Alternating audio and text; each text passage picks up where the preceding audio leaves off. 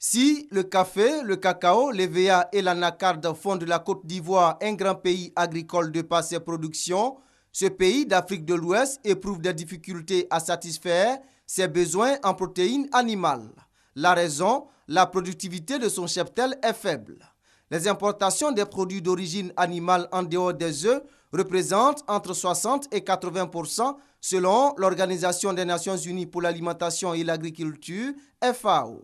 La Côte d'Ivoire importe 84% de sa consommation en viande de porc, 83% en produits laitiers, 64% en viande de bœuf et 40% en viande de volaille.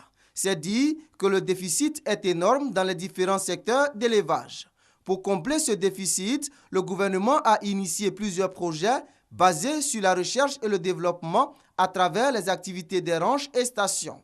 Les expériences effectuées sur les bœufs et les petits ruminants sont vulgarisées dans le monde paysan pour développer les différents types d'élevage.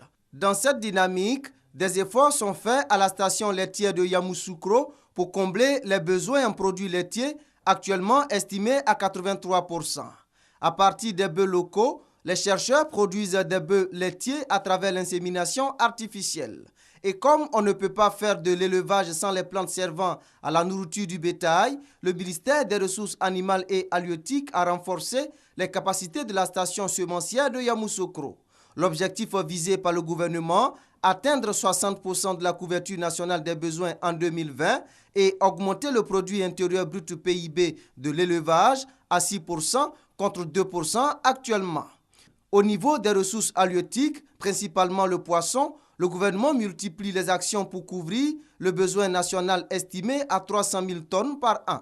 À ce niveau également, des recherches sont effectuées sur des mâchoirons, silures et des tilapias brésiliens, respectivement dans les stations d'alevinage de Jacquesville, d'Abou et à la station de recherche en pêche et aquaculture continentale du Centre national de recherche agronomique CNRA de Bouaké.